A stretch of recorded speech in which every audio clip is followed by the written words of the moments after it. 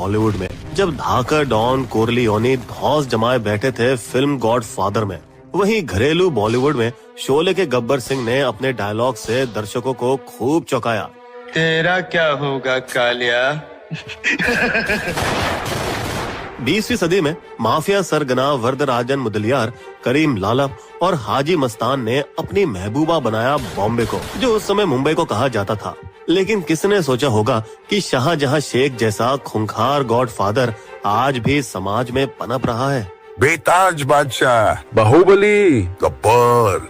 इतना हरामी था ये कि जब एनफोर्समेंट डायरेक्टर की एक टीम उसे गिरफ्तार करने गई पश्चिम बंगाल के दूर दराज संदेश खाली में, नदियों से घिरा 9 द्वीपों का एक समूह सुंदरवन डेल्टा के मुहाने पर, जो कि इतना एकांत में है कि वहां पहुंचने के लिए पहले एक हिलती डुलती नौका की सवारी करनी पड़ती है और फिर टुक टुक से जाना पड़ता है।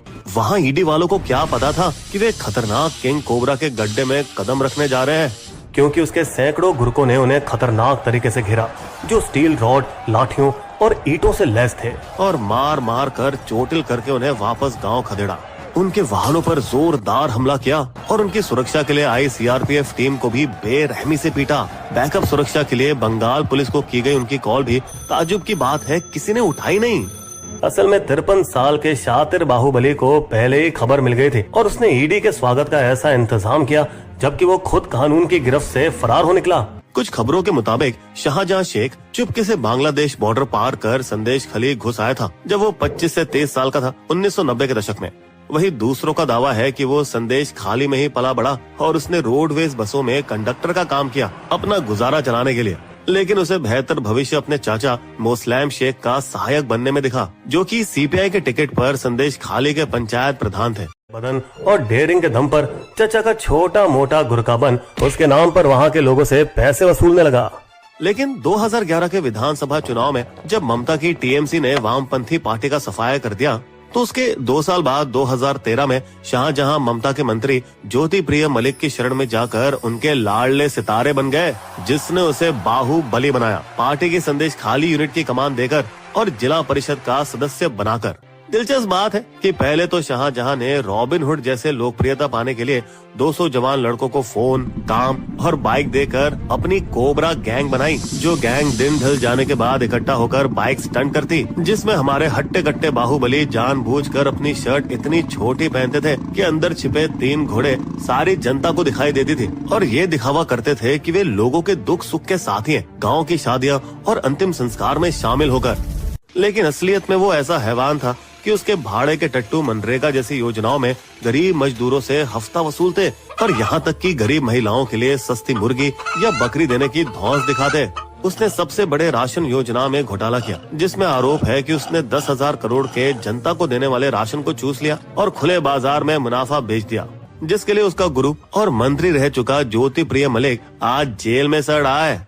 लेकिन पिछले 1 दशक में इस बड़ी रकम से दोनों चालू बंदों ने संदेश खली और उसके आसपास ईंट भट्टों का एक बड़ा व्यापार पहले ही खड़ा कर लिया था, और झींगों की खेती भी, जिसे गब्बर सूंघ चुका था, और उसे इससे चावल की खेती से 8 गुना ज्यादा पैसा मिलता और सरकार इसे बढ़ावा भी देती। इसलिए उसकी बाज की नजर छोटे किसानों की धान की उपजाऊ भूमि पर पड़ी, जहां उसकी गैंग ने जेसीबी से जमीन के आसपास के बांध को जबरन तोड़कर वहां तालाब बनाने के लिए गड्ढे खोदे, जिसमें खारा पानी भरकर उसमें झींगे पैदा कर सके।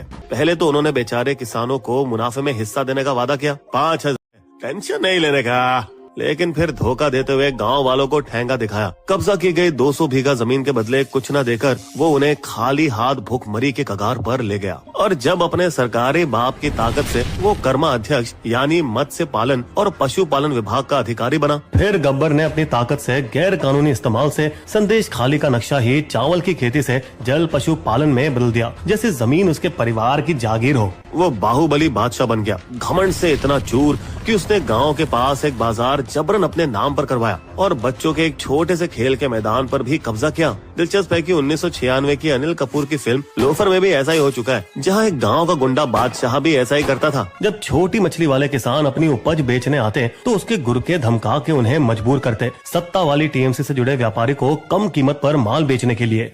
उसने किसानों से लूटी रकम से अपने लिए एक आलीशान फार्म हाउस बनाया, वो भी आदिवासियों से जब्त की गई जमीन पर, कोलकाता से सुंदरवन तक बसंती हाईवे के पास, जिसके गांव वाले तो बेहद गरीब थे, पर हमारे बादशाह ने सफेद, नीले और पीले रंग के 3 आलीशान बंगले बनाए, लगभग 20 फैंसी बाइक और कुछ कारों के साथ, जिसमें ये शक है कि उसने 60 करोड़ रुपए के नगद और कई तरह की बड़ी बंदूकें छिपाई हैं। उसकी एक और शातिर आदत थी कि वे अपने आदमियों को पिटवाने की सजा का झूठा नाटक करता, ताकि गांव वालों को डराकर चेतावनी दे सके, अगर मेरा ऑर्डर किसी ने नहीं माना तो उसका यही हाल होगा।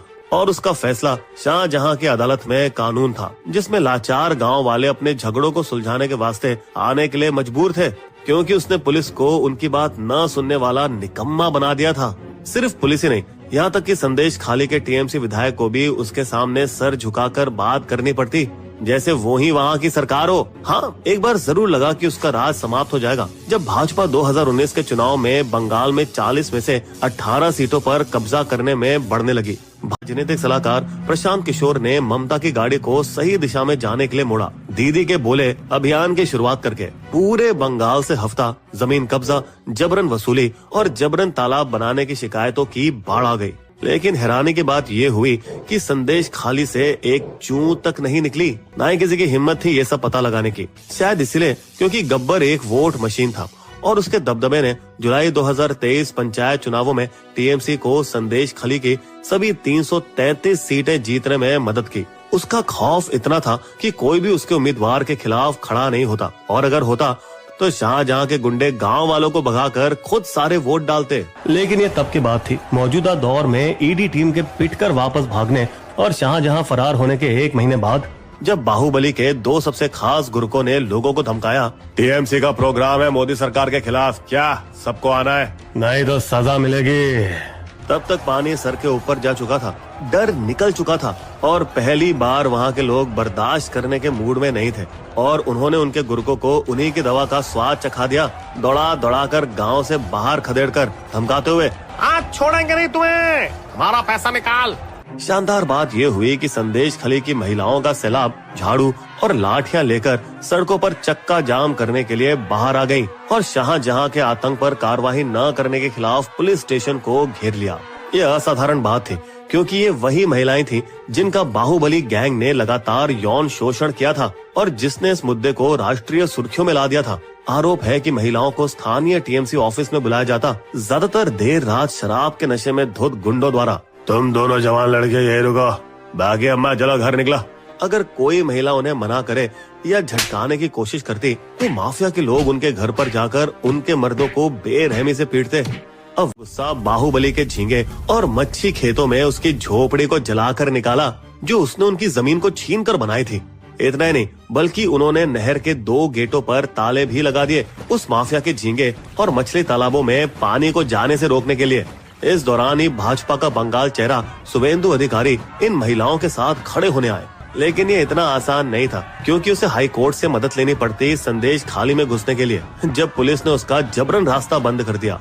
बदले में बीजेपी ने पूरी ताकत झोंकी संदेश खाली पर दीदी के बोलो नाम से एक डॉक्यूमेंट्री फिल्म जारी करके, जो कि कटाक्ष था ममता के हफ्ता वसूली वाले गुंडों के खिलाफ अभियान पर। कई हफ्तों तक ममता और उनके नेता मुंह में दही जमा कर बैठे रहे और इन सभी संगीन आरोपों को नकारते रहे। दक्षिण पंथियों की साजिश है। और मुद्दे के इतना उबाल होने के बावजूद हमदर्दी न दिखाते हुए एक्ट्रेस और टीएमसी सांसद नुसरत जहां ने अपने पति के साथ वैलेंटाइन डे पर एक रोमांटिक क्लिप डाली। भाजपा को खुद ही मौका दिया उनकी और टीएमसी की जबरदस्त धज्जियां उड़ाने का। देखो देखो, उन्हें महिलाओं की रत्ती भर भी परवाह नहीं। लेकिन एक समय ममता के चेले और अब बीजेपी के नेता शुभेंदु ने अपने पैर पर खुद ही कुल्हाड़ी मारी एक सिख पुलिस अधिकारी को गरिया के खालिस्तानी, जिससे ममता को मुसीबत से निकलने का रास्ता सूझा और उसने अपने नेताओं और पुलिस को आदेश दिया कि जाकर संदेश खाली के गांव वालों से माफी मांगे। हमें अपनी गलतियों पर अफसोस है, हम हर शिकायत सुनेंगे और सख्त कार्रवाई करेंगे। फिर संदेश खाली के घर घर जाकर दरवाजा खटखटाया, कृपया हमें अपनी शिकायतें बताएं और साथ ही उनसे जुड़ी जमीनों के कागजात भी दें। प्रशासन ने यह भी दिखाया कि ये कोई जुमला नहीं था और उन्होंने 250 गांव वालों को उनकी छीनी गई लगभग 500 बीघा जमीन वापस दे दी। पुलिस ने उनका विश्वास जीतने के लिए बच्चों को नई फुटबॉल और जर्सियां भी दी और उस खेल के मैदान का भी ताला तोड़ा जहां उन्हें शाहजहां के राज में पैर भी गिरफ्तार किया, जिन्होंने पहले गांव वालों को डराने की कोशिश की और महिलाओं के खिलाफ अपराध किए थे। टीएमसी द्वारा इन ठोस कदम से बौखलाई बीजेपी ने अपना सबसे ताकतवर हथियार खुद पीएम को तैयार किया, जो कि 1 मार्च को बंगाल में उतरे। लेकिन 2 दिन पहले 28 फरवरी को कलकत्ता हाई कोर्ट ने भी बंगाल पुलिस को जमकर लताड़ा था। अगर आपसे नहीं होता तो ईडी या सीबीआई को शाहजहां के गिरफ्तार कर सकते हैं। जाहिर है कि वो ऐसा नहीं चाहते थे कि कहीं वे सारे राज ना उगल दे और बंगाल में भाजपा के अभियान को मजबूत ना कर दे। इसलिए पीएम के आने से 1 दिन पहले और शाहजहां के फरार होने के पूरे 55 दिन बाद पुलिस ने खुद शाहजहां को मीना खान में उसके ठिकाने से गिरफ्तार किया, संदेश खाली से 30 किलोमीटर दूर। छिछली राजनीति से परे संदेश खाली की महिलाओं ने खुशी से जमकर होली खेली और गांव वालों ने पटाखे फोड़े। फिर भी अदालत में पेशी के दिन शाहजहां एक वीआईपी की तरह पूरी हेगड़ी में आया, जबकि पुलिस वाले बेचारे नौकरों की तरह उसके पीछे चल रहे थे। इस बीच पीएम मोदी ने संदेश खाली की एक पीड़िता रेखा पात्रा को बरसीहाट लोकसभा सीट से उम्मीदवार बनाया। तुम शक्ति स्वरूप हो। और कलकत्ता हाई कोर्ट ने शाहजहां को अपने पास जकड़े रखने की टीएमसी की चाल पर पानी फेर दिया, उसकी हिरासत सीबीआई को देकर, जिन्होंने उसका मुंह खुलवाने में 1 मिनट की देरी नहीं की। बता, कौन नेता तेरा बाप है?